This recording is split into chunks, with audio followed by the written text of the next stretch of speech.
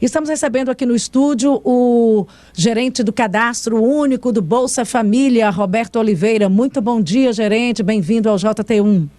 Bom dia, Simone. Bom dia, Anderson. Bom dia a todos os ouvintes. É um prazer estar aqui com vocês. Vamos falar primeiro, gerente, sobre o cadastro do Bolsa Família. Primeiro sobre mudanças. Quando é que é a mudança, tão falada mudança? Muda de nome, né? Auxílio. Na verdade, a gente está esperando aí esse movimento do Congresso Nacional, onde está tramitando aí a aprovação de algumas propostas, né? Inclusive o parcelamento de precatórios, que o governo pretende, com essa aprovação, conseguir viabilizar o Auxílio Brasil. Auxílio Brasil. Então, a gente tem aí a possibilidade de ter uma mudança bastante complexa, né, no Bolsa Família, e também mudanças no Cadastro Único, que é o cadastro que serve para todos os programas sociais do governo federal. Isso precisa ainda de uma comprovação, mas o que o senhor já tem de informação que já é fato consumado, que vai realmente acontecer? Quais são as principais mudanças que seriam do Bolsa Família para o Auxílio Brasil? E a gente está focando muito nesse assunto, porque a gente sabe da nossa realidade. Infelizmente, o Bolsa Família é, para muitas famílias do nosso estado, a única receita, o único dinheiro que sustenta todo mundo.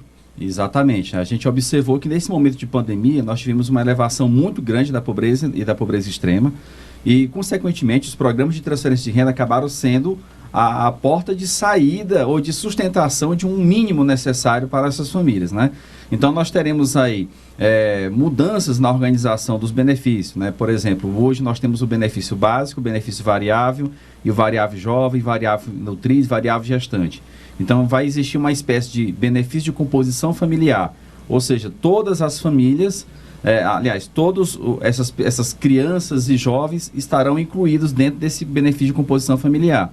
Então, ele pretende, dessa forma, tentar organizar essa ideia do governo, a forma de repassar esses benefícios para as famílias, né? Então, algumas mudanças mais técnicas, mas o que a gente pode estar falando é que, independentemente se vai ter o aumento ou não do valor do benefício, o governo pretende realmente emplacar o Auxílio Brasil, mesmo que seja com o orçamento que já existe hoje assegurado para o ano de 2022. E são mudanças benéficas para o público? Enfim, tem algumas questões que a gente está, de certa forma, criticando, no sentido de tentar melhorar um pouco mais o programa, né?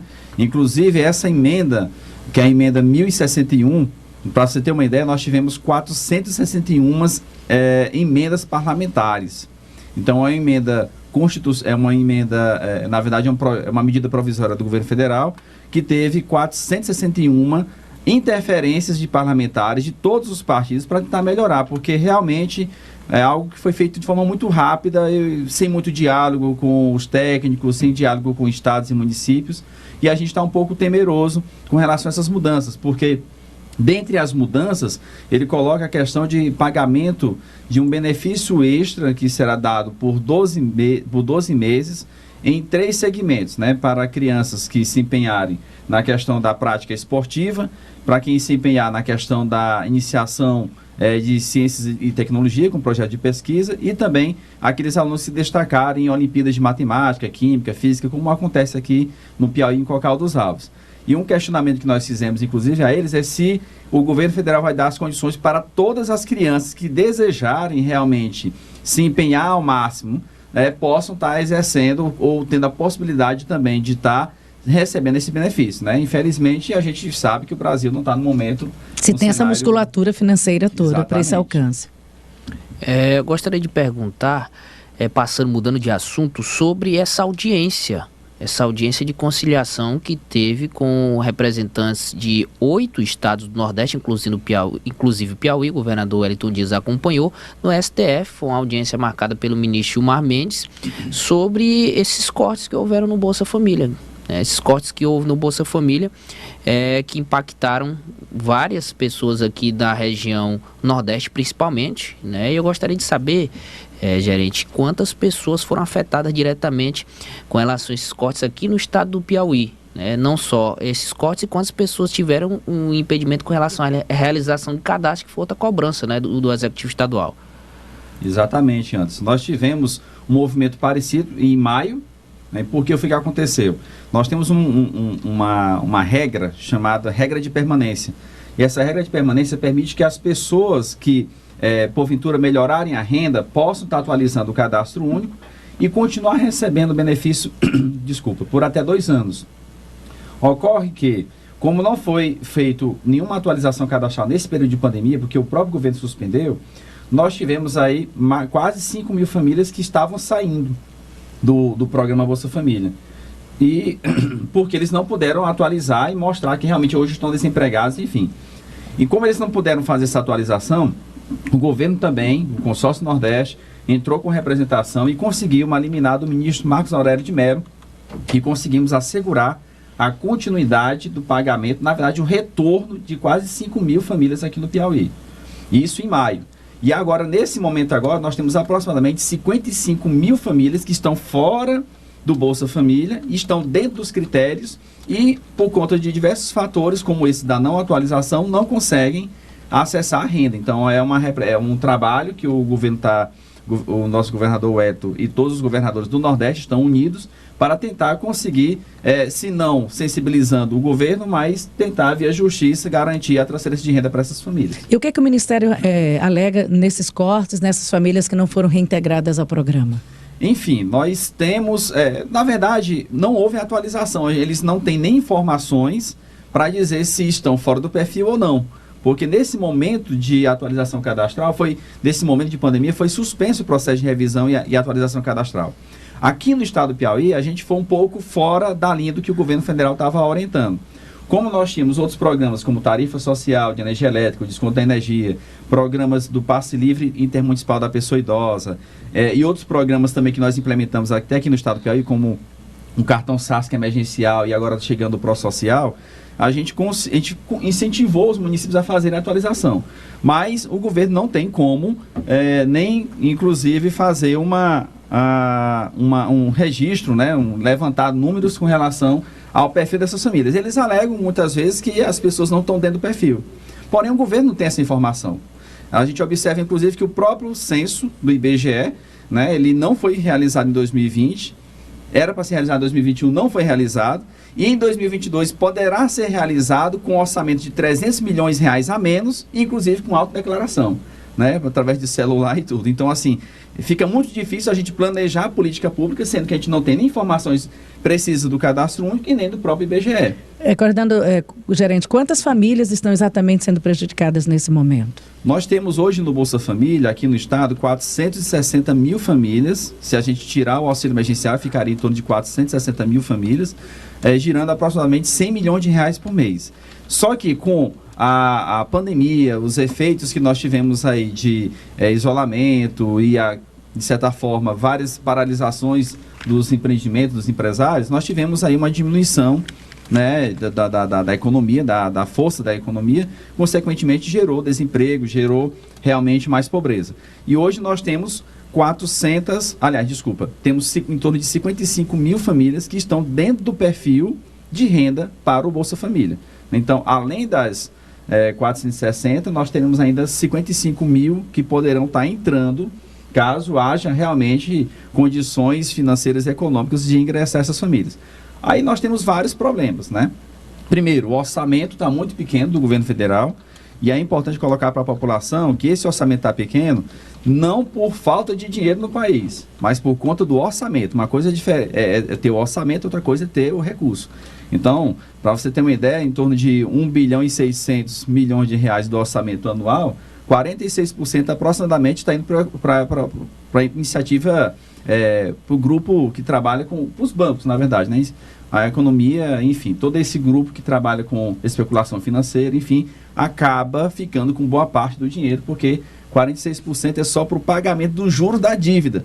E isso acaba tirando dinheiro da saúde, da educação, de outros fatores, e principalmente por conta também da PEC 95, que obriga a gente ter um teto de gastos, tanto no nível do governo federal, estadual e municipal. Então, isso limita mais o Brasil no momento em que a gente mais precisa de dar um apoio para o brasileiro, para aquele que está realmente passando fome. Roberto, e com relação a irregularidades, é possível constatar, recentemente esse ano, é possível fazer esse levantamento sobre o número de pessoas irregulares que receberam o Bolsa Família aqui no estado do Piauí?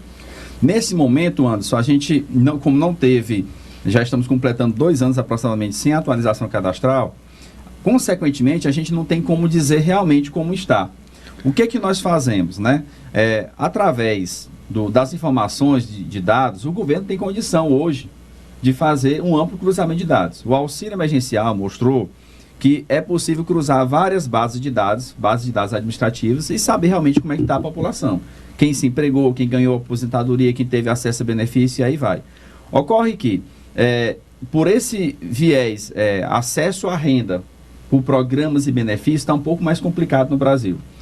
Um exemplo bem claro que nós temos dessa complexidade é a questão do benefício do BPC, que é o benefício de prestação continuada. As aposentadorias também estão tendo uma certa dificuldade. Por quê? Houve houve uma paralisação do atendimento do INSS, da Previdência Social. Depois foi uma abertura, de certa forma, mais lenta, e o atendimento virtual. Então, o atendimento virtual pelo aplicativo Meu INSS. Então, isso impossibilitou o acesso à aposentadoria, impossibilitou o acesso ao BPC e, consequentemente, né, essas pessoas não ingressaram. Fora isso, tivemos desemprego, né? Então, assim, falar que houve melhoria de renda nesse período de pandemia, com dificuldade de acesso a programas sociais, com limitação orçamentária e a economia também girando com um PIB muito baixo, né, e com inflação elevada, então é muito complicado achar que tem uma irregularidade. É mais fácil achar realmente que houve uma elevação da pobreza, né, de extrema pobreza, e as pessoas estão ficando de fora. Ocorre que, se a gente não voltar ao trabalho que a gente faz anualmente, a gente vai continuar andando no escuro sem ter informações, né? Tanto por conta o acesso, né, do cruzamento de dados do cadastro único, que é feito nas revisões cadastrais anualmente, como também por conta da ausência do censo do IBGE, que é fundamental para todas as políticas públicas. A gente fala para um grupo muito aberto e nem todo mundo tem acesso, ouve falar em Bolsa Família ou Auxílio Brasil, mas muitas vezes nem sabe qual é a realidade. Quais são os valores pagos para essas famílias? Olha, o Auxílio Brasil, o auxílio emergencial, para você ter uma ideia, a gente começou em torno de R$600, aí foi caindo, né? No máximo até R$1.800 podia ser pago por família na primeira leva. Depois nós tivemos uma diminuição para R$300 e hoje uma família unipessoal, ou seja, aquela família que tem só um membro, pode ganhar no máximo R$150, né? Já no Bolsa Família, a média é de R$200. Só que é importante destacar que essa média de benefício de R$200, ela está congelada desde 2015. Então, nós temos um congelamento desde 2015 do valor de R$200 e temos o congelamento do critério de participação do programa Bolsa Família, que é o critério de renda. Ou seja, R$ 89,00 por pessoa seria a renda para extremamente pobre e R$ 178,00 por pessoa seria a renda para classificar a família como família pobre. Então, esses critérios e a renda está congelada desde 2015. Então, a gente observa que só em um mês, que é a chamada a inflação 15, o que é a inflação 15 que os especialistas em economia falam? É a inflação que é medida do dia 15 do mês anterior até o dia 16 do mês atual. Então, essa inflação 15 tem variando em torno de 10% no país. Olha só, em um mês a gente tem uma inflação que dentro dessa janela consegue variar 10%. Agora imagina nós, que temos emprego, que temos renda, que temos alguma forma de sustentar, temos sentido isso no supermercado, no combustível e aí vai, né, na energia. Agora imagine a família pobre que depende de R$200 a média do valor do benefício, né? Como é que ela está vivendo? Então são realidades que infelizmente a gente está enfrentando e tentando, dentro do governo do estado, com parcerias com os municípios, iniciativa privada, tentar amenizar a situação realmente que essas famílias estão se encontrando. O que é que tem de concreto a partir dessa audiência que teve no STF? O que é que pode acontecer? Como é que essas famílias, que boa notícia se a gente pode dizer, um alento ou uma esperança para que tudo isso possa ser revisto e resolvido de vez? A gente acredita que com essa pressão a mais, né, com esse ingrediente a mais do STF, a gente consiga ou sensibilizar ou tentar criar uma estratégia que possa estar contemplando gradativamente mais famílias no programa. O que o governo deveria fazer, pelo menos nesse momento, acredito que seria a tentativa de readequar o orçamento público da União para destinar a população que realmente mais precisa, porque a gente precisa agora, não se a gente tem que fazer algum tipo de investimento agora, é investimento na pessoa, investimento público de fato, para que a gente possa retomar os empregos e retomar as condições. O Ministério da Cidadania sinaliza com essa alteração já no final desse ano. Na verdade, o auxílio emergencial finaliza agora em outubro, né? Então, a partir de novembro, de qualquer forma, acredito que eles vão querer emplacar o Auxílio Brasil e vai começar ou com o orçamento já vigente ou com o orçamento alterado, se te conseguir realmente fazer aí uma espécie de parcelamento das dívidas e adequação do orçamento. Eu acredito que eles vão emplacar, até porque há um interesse político também. O auxílio propõe, inclusive, aumento no repasse. Exatamente. A proposta do governo é chegar no mínimo a R$300. Mas eles não têm orçamento para isso. Então, se eles conseguirem adequar o orçamento, vão conseguir aumentar para 300 ou permanecer o valor médio que está hoje de R$200, né, apenas com acrescentando mais algo em torno de 2 milhões de famílias. Porque são dois acréscimos. É o acréscimo no valor e no número de beneficiados. E aí é isso que a gente não está vendo. Para você ter uma ideia, o orçamento do Bolsa Família para o ano de 2022 está de 33 bilhões. E o orçamento do Auxílio Brasil, se ele vingar, da forma que o governo está querendo, vai para 56 bilhões. Então a gente vai ter um aumento aí de aproximadamente 23 bilhões a mais com o Auxílio Brasil, da forma que eles estão pretendendo. Aí eu vou fazer uma pergunta para o senhor, como uma pessoa que está convivendo diretamente. Se não dá para aumentar o valor e o número de famílias beneficiadas pelo programa, o que seria prioritário? Aumentar o valor para as que estão ou, pelo menos, permanecer o valor que está? Isso eu falo numa assistência muito mais humanitária. Ou aumentar o número de famílias? Nesse momento agora, tem que aumentar, na verdade, tem que aumentar a quantidade de pessoas atendidas, entendeu? Agora, o que a gente entende é que tem brecha no orçamento se houver prioridade. Porque, veja só, o Bolsa Família, ele consome apenas 0,4% de toda a riqueza nacional. É 0,4% do PIB que é destinado para as famílias, para algo em torno de 26 milhões de brasileiros, mais de 26 milhões de brasileiros. A maioria deles no Nordeste, gerente? No Bolsa Família. O primeiro lugar vem a Bahia, depois São Paulo. É o estado que é mais contemplado. São Paulo puxa muito.